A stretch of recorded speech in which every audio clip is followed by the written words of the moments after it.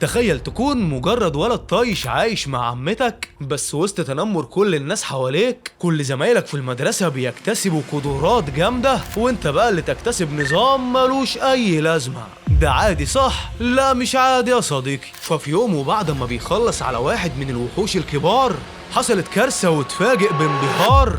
الواد بيلاقي بيضة تنين النار وبيقدر يروضه يا صديقي، وكده رسميا لوفان بقى الأسطورة مروض التنانين. ولو عايز تعرف أصل الحكاية يبقى الأول كده اذكر الله في قلبك وصلي على النبي عليه أفضل الصلاة وأزكى السلام. ولو انت لسه جديد بقى اشترك في القناة وارزع لايك للفيديو. والآن هيا نبدأ. بتبدأ قصتنا عن عالم الواقع فيه مرتبط بالعوالم الغامضة، والناس بقى عندهم وظائف كتير وعدد مش طبيعي من الوحوش والآثار، والكل بقى بيجري ورا الوحوش دي علشان يخلص عليها ويكسبوا منها النقاط. وبغض النظر بقى عن شراسة الوحوش دي وقوتها، ده غير بقى المعدات والمواد الخام اللي بياخدوها لما بيكسبوا. والمهم بقى بنتعرف على بطلنا المعلم لوفان، واللي عدى من النجم الازرق علشان يوصل لهنا. وبعد كده بقى وهو في المدرسه الاستاذ بتاعه بيزعق لهم علشان يختاروا وظايفهم، بس المعلم لوفان بيبتسم وبيقول دلوقتي وبعد 3 سنين خلاص بقيت فاهم كل حاجه، والدنيا وضحت قدامي اكتر. وبقى في 3 فئات اساسيه في العالم، واعلى فئه هي الوظائف القتاليه زي المحاربين والسحره، ودول بقى بيكونوا باستخدام القدرات القويه علشان تستكشف المجهول، وفي المقابل بياخدوا مكافآت سخيه جدا. وطبعا في مواد كتير بتكون تكلفتها عالية، وعائلة يو بس هي اللي تقدر تتحمل تكاليف الدعم ده. اما بقى غالبية الشعب فمن الطبقة العادية جدا، ودول بقى الناس اللي تحت.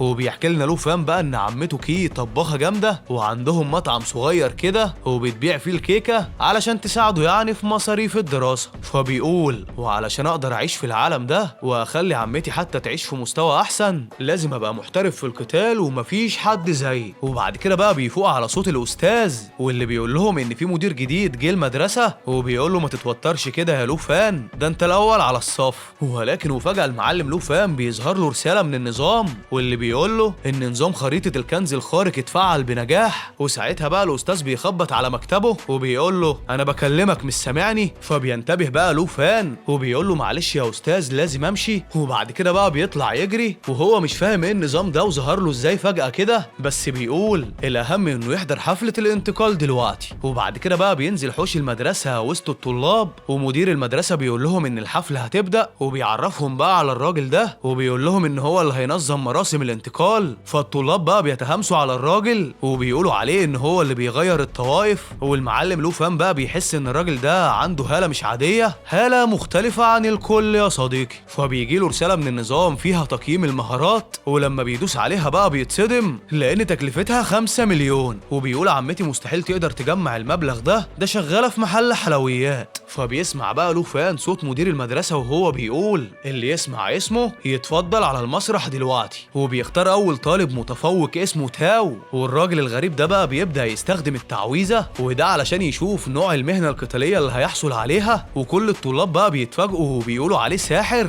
وده لما بيشوفوا الكرة النارية اللي ظهرت. بس الراجل بقى بيقول له انت عندك مستقبل عظيم جدا يا تاو. والمعلم لوفان بقى بيتفرج على الطلاب واللي كل واحد فيهم طلع له مهنة مختلفة، وزي ما هو متوقع معظمهم مهن عادية جدا. وطبعا صاحب النصيب اللي هتجيله المهنة العالية هيكون ليه مستقبل عظيم يا صديقي. بس بيقطع تفكيره بقى صوت المدير بينده عليه وبيقول له دورك جه. والمعلم رايح بقى وبيقول في عقل باله يا رب يجي لي اي مهنة حلوة. وساعتها بقى بيبدأ الراجل يستخدم التعويذة، بس فجأة بقى بيحصل زلزال بيهز كل المدرسة، وبيظهر كده تنين احمر متمرد. والمدرسه كلها بقى مش مصدقه ان عنده مهنه مخيفه زي دي. والاستاذ بتاعه بقى لما بيشوفها بيقول محارب دم التنين. وبيقولوا بقى ان اخر مره حصل فيها حاجه زي كده كانت من 10 سنين يا صديقي. اما مدير المدرسه بقى فبيقفش في لوفان وبيقول له انت مهنتك ساحر وصاحب التنين. فبيتصدم بقى لوفان وبيقول له يعني انا سيد التنين. والمعلم بقى مش مصدق وعمال يكلم نفسه وهو ماشي، وبيقول بقى ان المهنه دي جات له منين وكده. الناس كلها بقى مش ساكتة وعمالين يتكلموا عنه يا صديقي، وده علشان ما ينفعش التنانين والسحرة يبقوا في 3 مهن مخفية سوا. وبعد كده بقى المدير بيقول للوفان ما تزعلش نفسك يا ابني، اكيد قوتك المخفية دي ممكن توصلك لتنانين وتقدر تروضهم كمان. وده هيديلك القوة ويساعدك أكيد. فبيقول له فان في باله طب ازاي ده ممكن يحصل؟ والتنانين دي أساسا أشرس من الوحوش، ومن 800 سنة في تاريخ التنانين كله محدش قدر يواجه التنانين اللي بيروضها، لأن قوة الإنسان مهما كانت ما تجيش حاجة قصاد قوة التنين، واللي يعتبر حشرة بالنسبة له. هو بيفضل يدور في شاشة النظام وهو حزين، لأن حتى المهارات مش عارف يفتحها، ومهنته دلوقتي كده زي قلتها، وإن كده كمان تعب عمته والمصاريف اللي صرفتها علشان توديه المدرسة راحت كده على الفاضي يا صديقي. وبعد كده بقى بتدخل عمته بالأكل في إيديها وبتقول له ها حبيب عمته خد مهنة إيه النهاردة؟ فبيتوتر بقى له فان وبيقول لها بصراحة يا عمتي ومن الآخر كده أنا اتوكست، خدت مهنة سيد التنين ومفيش تنانين أساسا. فبتقول له عمته طب وشايل طاجن ستك ليه كده؟ أنت بكرة تدخل الكلية، أنت بكرة تدخل الكلية وهتبقى قوي جدا، وطول ما أنا عايشة هفضل أدعمك مهما حصل ماشي؟ وبعدها بقى بيدخل المعلم له فان ينام، وطبعا وهو عمال يندب حظه الفقري ومش عارف ازاي ممكن يلاقي تنين، بس فجأة بقى النظام بيبعت له رسالة فيها خريطة الكنز لأول يوم، وإن كل يوم هتجيله خريطة زي دي، والنظام بقى بيعرفه عن الخريطة وإن هي درجات مبتدئ ومتوسط، والمستوى المتقدم بقى اسمه الحاكم، وكل يوم هيكون في خريطة عشوائية وهو المفروض يروح يدور على الكنوز اللي مرتبطة بمهمته. فالمعلم له فان بقى بيلاقي المكان اتبدل، بس المعلم له فان بقى بيلاقي المكان اتبدل بيه، وبيقول كده في باله شكل كده ان سيد التنانين من اضعف المهن، وده لان ترويض التنين مش حاجه عاديه لا، وبيقول ان النظام ده هيكون اخر فرصه ليا علشان اتعافى، ولو استسلمت يبقى هعيش بقيه حياتي في قاع المجتمع زي ما انا. فبيوافق له فان على خريطه النظام، وبيجي له بقى المكان اللي لازم يروحه، وقبل ما يمشي بيسيب لعمته رساله بيعرفها انه رايح لمنطقه الجبل، وان دي فرصته الاخيره علشان يعرف يغير مصيره. بس اول ما بيوصل بقى وبينزل من العربيه بيلاقي ناس ضخمه كده وشكلها مرعب وجايين معاه في نفس المكان يا صديقي، والمعلم بقى مش فاهم ايه اللي جابهم، وبيقول يمكن علشان ياخدوا المواد اللي هنا، بس هم بقى بيعرضوا عليه يروحوا معاه، وده علشان الليله دي هتكون خطيره جدا.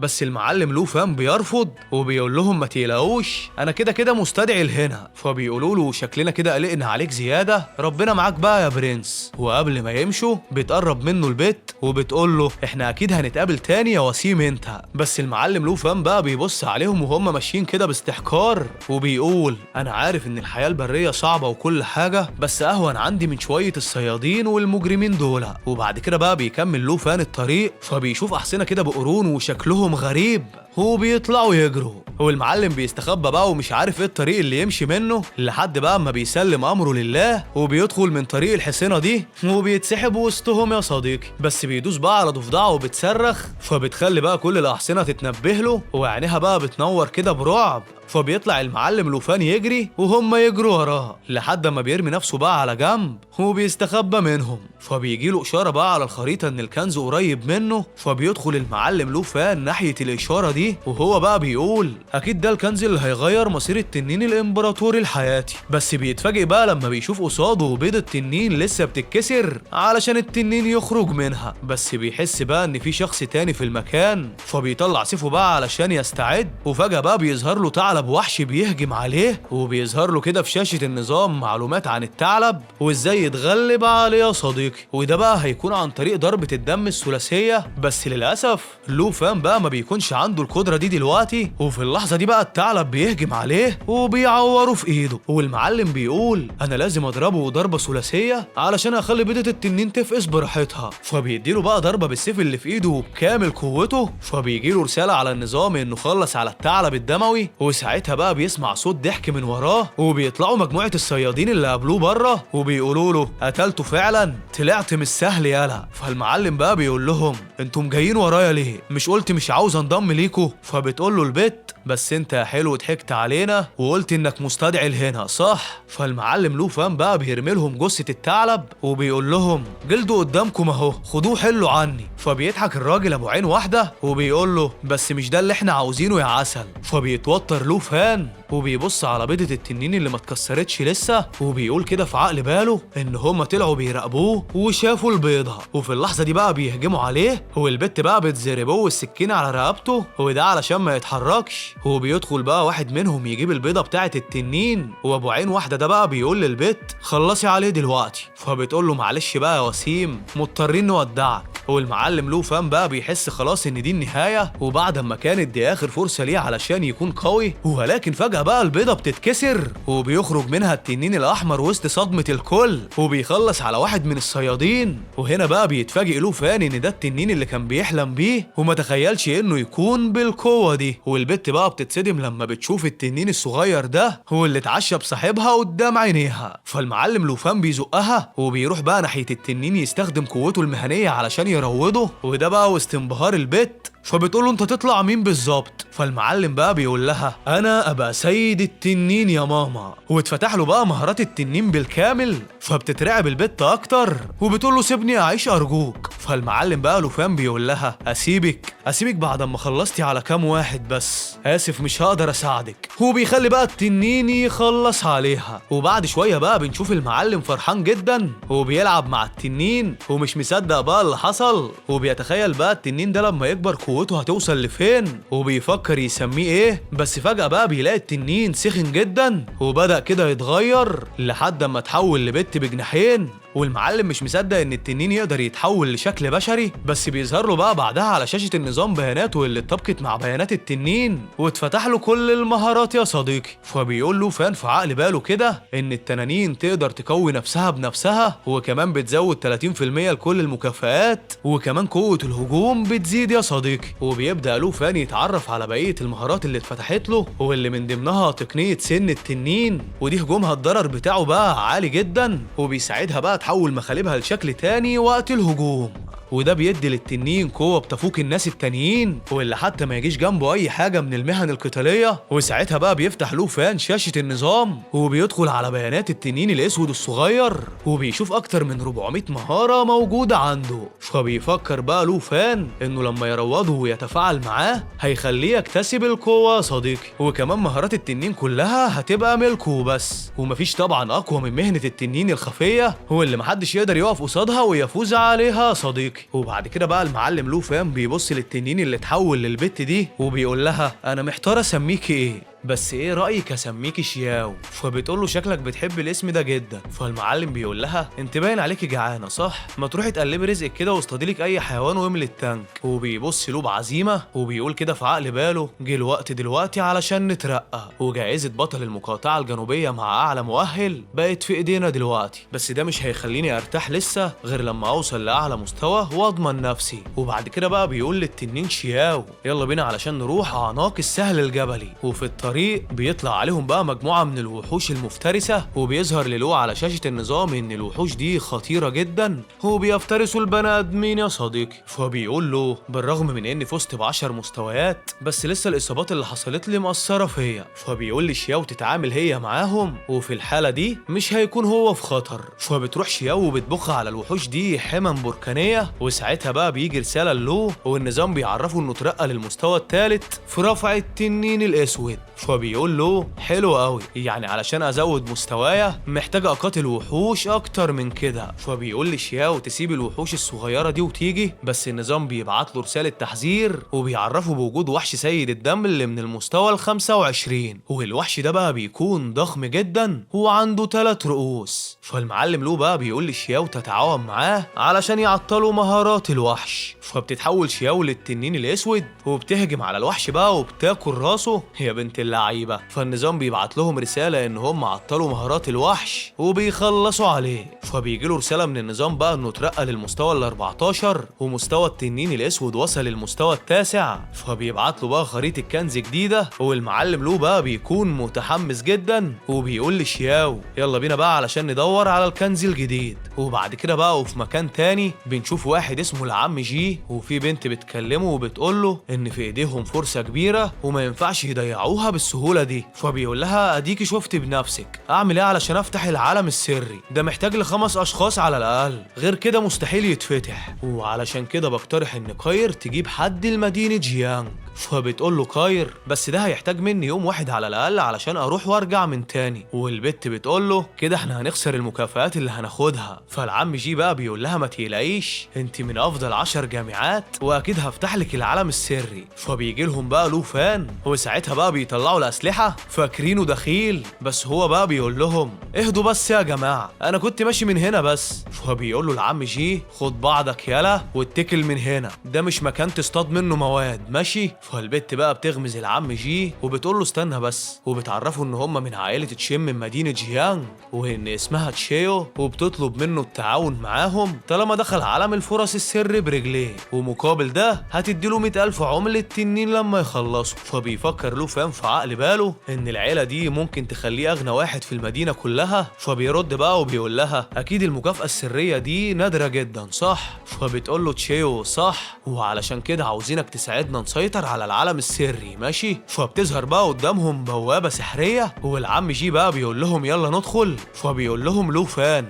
انا مش مهتم خالص بالفلوس بصراحه، بس يلا خلينا نشوف. فالكل بقى بيستغربوا وكاير بقى بتقول له انت قصدك انك عاوز تستعرض قوتك؟ فبيقول لها لو فان ايوه. فتشيو بقى بتقول كده في عقل بالها احنا اقل واحد مننا مستواه 20، والواد ده شكله اضعف بكتير قوي، جايب الثقه دي كلها منين بس؟ ولا ده عبيط وشكله هيغرقنا ولا ايه؟ فبتروح بعد كده بقى تمسك ايده وبتقول له يا عم اتفقنا، وبرضك يا عم ال100,000 اللي وعدناك بيهم هتاخدهم ماشي. وبعد كده بقى بيروحوا علشان يدخلوا العالم ده، والمعلم لو بقى بيقول كده في عقل باله ان هم اكيد هيقابلوا بلاوي سودا تحت. ولما بيبص على شياو وبيلاقيها نايمه فبيقول اخد بس مكافأة العالم السري وبعدها ندهلك. وبعد كده بقى اول ما بيدخلوا من البوابه للعالم السري بيلاقوا المكان كله فاضي ومش سامعين فيه صوت غيرهم يا صديقي. فالعم جي بقى بيقول للو فان هو انت داخل بايدك فاضي كده؟ لازم يكون معاك حاجه تحمي بيها نفسك. فبيطلب له من النظام سلاح في ايده، والعم جي بقى بياخد باله من الكلام ده وبيقول له انت سلاحك باين عليه جامد قوي، ده انا كنت فاكرك جاي تصطاد مواد بس، طلعت طالب انتقل من قريب. فبتقول له كاير يا عم بترغي معاه في ايه بس؟ هو بيساعدنا وخلاص، ولو فكر يشغل دماغه علينا هعرف اسيطر عليه كويس قوي ما تخافش. بس فجأة بقى بيخرج لهم من تحت الارض زومبي حاجه كده متوحشه من المستوى ال13. فبيبدأ بقى الفريق يهاجم، واول واحد فيهم درع الفارس ومستواه بيكون 20. اما سينج فهي محاربة من المستوى ال28، وكاير بقى مطاردة من المستوى ال23. والمعلم لو فان بقى بيكون معاه معلومات عنهم كلهم، وبيقول ان تشكيل فريقهم معقول وبالذات المحارب اللي مستواه 28. بعد كده بقى بنشوف تشيو بتستخدم السلاح اللي معاها وبتقول تعويذة طاقة النجوم. فبيحصل بقى انفجار الضوء الظهير واللي بيموت في الزومبي وبيفرتكوا خالص. فبيظهر بقى لو ان مهمة البت دي مخفية زي ساحرة ضوء وصوت عندها القدرة على الهجوم وكمان الشفاء. وهنا بقى بيظهر على شاشة النظام ان في وحوش دموية جديدة من المستوى ال20 ظهرت. فالعم جي بقى بيفهمهم هيتقسموا ازاي علشان يعرفوا يسيطروا، وبيهجم بقى على الوحوش الدموية وبيخلص عليهم. والفارس بقى لما بيضرب الوحش بالسيف بيتفاجئ بقى ان الوحش ما بيتأثرش، فالنظام بيبعت له رسالة ان اي هجوم على الوحش ده هيتصابوا بسم الجثة، والسم ده بقى محتاجين يعالجوه الاول وعلاجه محتاج تعويذة الكاهن علشان تتشال. والفارس الوحش خلاص بقى بيبلع فيه وعمال يقول لهم يا جدعان الحقوني. فبيدخل عليهم بقى لو فان وبيقول وسعوا لي كده سيبوا لي انا المهمه دي. فالعم جي بقى بيقول له انت اتجننت، انت مش عارف خطورته ايه؟ بس المعلم بقى ما بيسمعش لحد، والوحش السام بقى بيجري عليه، بس المعلم لو فان بيقسمه نصين بسيفه. وده بقى وسط صدمه كل اللي حواليه مش مصدقين ان عنده القوه دي كلها، وبيقولوا له كده بصدمه انت مين وفي المستوى الكام بالظبط؟ انت مستحيل يبقى عندك القوة العالية دي وانت لسه مجرد طالب منقول من المدرسة. فبيقول له لو فان انا طالب في الصف ال14 ومفيش حاجة تجبرني اكدب عليك يا عم، وجيت للسهل الجبلي بس علشان الاختبار الكبير. فبتبص له تشيو وبتقول كده في عقل بالها يعني طلعت في نفس الصف بتاعي بس هجومك اقوى من المستوى بتاعي ازاي مش عارفة. بس فجأة بقى بيجي وحش تاني من وراهم فبيتقدم لو فان بقى وبيخلص بكل سهولة. هو الكل بقى لسه منبهرين بالقوة اللي عنده. فتشيو بقى بتعرف الكل هيعملوا ايه وبتقول لكل واحد فيهم مهمته بالظبط علشان يكونوا واخدين حذرهم لو الزومبي زاد في القرية دي. والمعلم لو فان بقى بيمشي قدامهم وبيقول لهم لو في اي حاجة بتصلوا بيا ماشي. وتشيو بقى بتبص له كده وبتقول في بالها معقولة يكون ده صاحب المهنة المخفية اللي ظهرت قريب؟ هو ممكن يكون ده فعلا سيد التنين، بس حتى لو طلع هو مش المفروض المفروض ان دي اضعف مهنه. بعد كده بقى الوحوش بتفضل تخرج لهم، بس عادي يعني. المعلم لوفان بيخلص عليهم وبيقول بقى ان هم لازم يلاقوا بوابه الخروج، بس دي مش هتظهر الا بعد ما يهزموا حارس العالم السري الاول. وبيقول لهم لازم نعمل كده في اقرب وقت، لان تشيو مش عارفه توقف السم اللي في جسم صاحبهم، ولو ما اتلحقش ومات هنا هو كمان هيتحول لزومبي يا صديقي. وفجاه بقى بيطلع لهم وحش الزومبي الكبير واللي بيكون اسمه تيفو الزومبي من المستوى ال20. فبتقول كاير ده الحارس السري للمكان، وان ده بقى لازم يهزموه علشان يعرفوا بس يخرجوا من هنا. فبيقول لهم بقى لوفان الزومبي الحديدي صحي ودي مصيبة سودا. وبعد كده بقى بيقول لهم لازم نهاجم بسرعة ولازم تهاجموا بأقصى قوة عندكم، ماشي؟ فبيروح لوفان بقى يضرب الزومبي في دماغه وضربة بتأثر فيه، فالنظام بيبعت له نقاط يندمج فيها علشان تعزز صحته. وفي واحد من الفريق بقى بيقول لهم يستخدموا الجسم ويتعاونوا مع كاير وجي. فبيوجهوا له الزومبي بقى ضربة سديم النور، وده علشان يفكوا جسمه. فبيقول لهم لوفان ان وحش الزومبي بيعتمد على الامتصاص المستمر، وده بقى اللي بيخلي جسمه يكبر اكتر من كده. وبيبدأ بقى الزومبي الحديدي اللي ملفوف على جسمه بيقع. فالمعلم لو بقى بينتهز الفرصة وبيضرب الوحش ضربة مميتة بيجي بقى جاله يا صديقي. والفريق كله مش مصدق بقى المهارة اللي عند الواد، لان هما ما شافوش زيها قبل كده. وكمان تشيو بتقول مستحيل ده خلص على الزومبي بضربة واحدة بس، الواد ده اكيد زومبي بري متنكر واحنا ما نعرفش. وبعد كده بقى بيظهر الصندوق اللي فيه الكنز. فتشيو بقى بتقول له زي ما اتفقنا يا برنس وهنلتزم بكلامنا، ماشي؟ فبيقول له جي ده انت طلعت تقدر تعدي العالم السري بطولك بس، ما شاء الله عليك يا برنس. بعد كده بقى بتفتح تشيو الصندوق وبتظهر بقى المكافآت اللي فيه. هو المعلم لوفان بيقول ازاي مكافآت الجودة دي بس اللي موجودة في المستوى ال20؟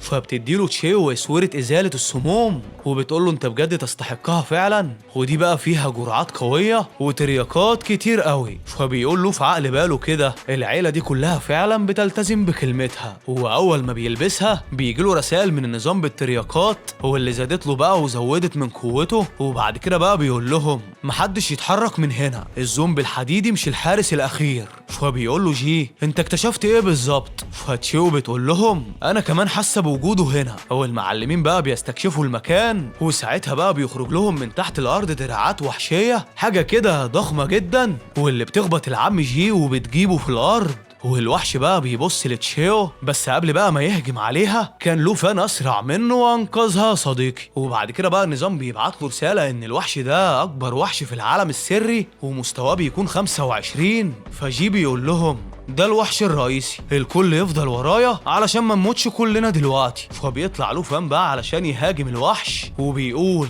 مفيش غير طريقة واحدة بس علشان اخلص على الوحش ده. بس الوحش بقى بيطلع مادة الرطوبة واللي بتقلل من قوة كل الناس في العالم السري بنسبة 20%. وتشيو بقى بتقول للوفان خلي بالك من السلاسل بتاعتها، ولكن للأسف المعلم وهو رايح يهاجم بيتخبط في سلاسل الوحش ده ولكن ما بيتضرش. وساعتها بقى بيبص على بقية الفريق واللي بيكونوا تحته بيحاولوا يقطعوا السلاسل دي، بس قوة الوحش بقى والرجول بتاعته اللي طالعة من كل حتة مخليهم مش عارفين يعملوا معاه أي حاجة. وبعد كده بقى بيشوف سيف كاير واللي حدفته على جسم الوحش وبيقول كده في عقل باله لا مش هيقدروا وممكن يموتوا لو سبتهم يتعاملوا مع الوحش ده. فبيمسك بقى لوفان السيف وده علشان يقطع هو السلاسل دي. فالنظام بيبعت له رسائل بتدعمه عن قوته مع الوحش وبالذات بقى خاصية الذوبان اللي بتتكون في السيف. فالمعلم لوفان بقى بيقطع في رجول الوحش بيها، بس الفريق بيقولوا له انزل وسيب الوحش، احنا كده كده مش هنعرف نعمل اي حاجه معاه. وتشيو بقى بتقول له ارجوك انزل، احنا مش عاوزين يحصل لك حاجه ولا نتعرض للخطر،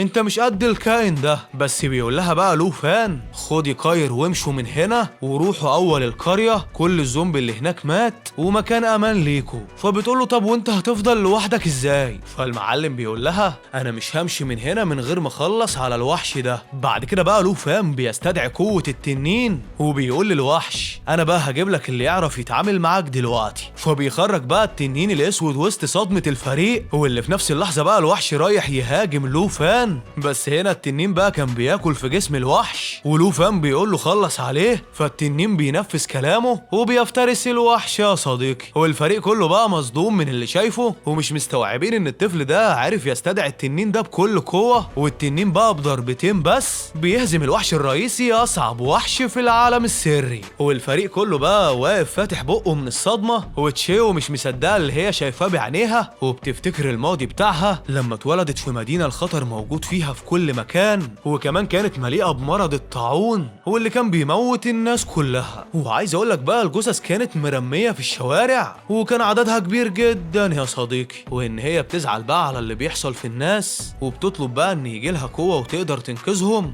ولكن للأسف بدل ما يجيلها قوة وتساعد الناس اتحولت للساحرة السوداء، وما بقتش بتعرف تساعد المريض، وبقت بتستدعي الأموات وبس. وساعتها بقى الكاهن بيقول للحراس يقبضوا عليها، وده علشان هي الساحرة اللي جابت لهم المصايب، وان هي السبب في انتشار مرض الطاعون ده. فبيقبضوا عليها وبيسلسلوها، وبعد كده بقى بيرموها في البحيرة. وهنا بقى بنرجع للواقع، وبيسألوا لوفان هنعمل ايه دلوقتي؟ احنا هنا في العالم السري ومش عارفين نمشي منه. فبيقول لهم لوفان بس الريس لسه ما ماتش، والبوابة ما اتفتحتش يا جدعان علشان نخرج. بس فجأة بقى بتخرج 44 تاني من المية، وبتكون بتصرخ بقى بغضب من اللي اتعمل فيها. والنظام بقى بيبعت له رسالة بتقلق، وان الوحش الرئيسي دلوقتي بقى في مستوى صعوبة الكابوس، وان دلوقتي الوحش بقى محصن بنسبة 50% من الاضرار. فبالله بقى كاير الوحش بيزربوه وبيأثر عليها جامد، وتشيو بتخاف وبتصرخ باسمها، وبتقول لها انا السبب، انا اللي اثرت عليكي علشان تيجي معايا المكان ده. فبتقول لها لا ما تقوليش كده، انا اللي المفروض اتأسف لك. فبتعيط تشيو وبتقول انا اللي اصريت اجي العالم السري، وانا السبب ان احنا مش عارفين نخرج من هنا. بعد كده بقى تشيو بتقول لهم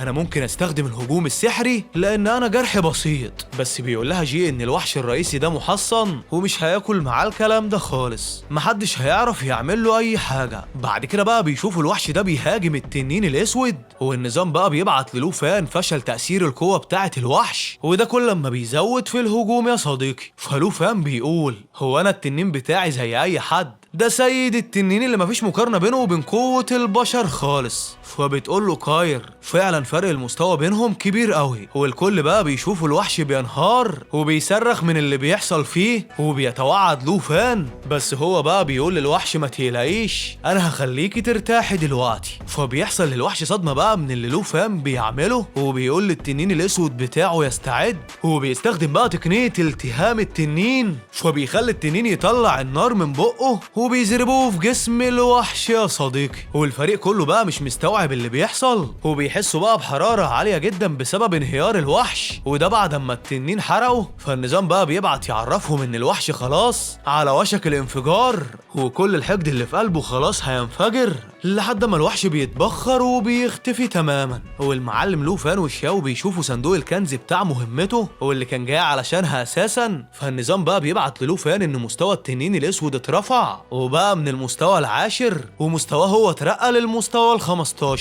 بعد كده بقى العم جي بيقول لهم خلاص بعد ما الوحش مات البوابة ظهرت من تاني. فسينج بقى بيكح ومش عارف ياخد نفسه، وبيقول ايه الدخان ده كله. فتشيو بقى قاعدة جنب كاير، وده علشان تطمن عليها، والكل بقى بيكح من الدخان لحد بقى ما بيسمعوا صوت وحوش مرة تانية. بس يا ترى بقى ايه اللي حصل بعد كده؟ ويا ترى المعلم لو ناوي على ايه؟ ويا ترى بقى هيعملوا ايه مع الوحوش بصحتهم التعبانة دي؟ ويا ترى كمان هيعملوا ايه مع الوحوش بحالتهم دي؟ عايز اقولك بقى ان لسه في احداث كتير يا صديقي، وعلشان يوصلك اشعار بالاحداث الجديدة اشترك في القناة وارزع بقى اللايك الجميل. ومعلش بقى على الصوت لو ما كانش تمام النهاردة، علشان بس عندي كده شوية برد. دعواتك يا صديقي، وما تنساش بقى تبص على قنواتنا التانية، هتلاقي بقى هناك ملخصات جامدة جدا. والأهم طبعا اذكر الله وصلي على النبي عليه أفضل الصلاة وأزكى السلام. وبس كده، سلام يا صديقي.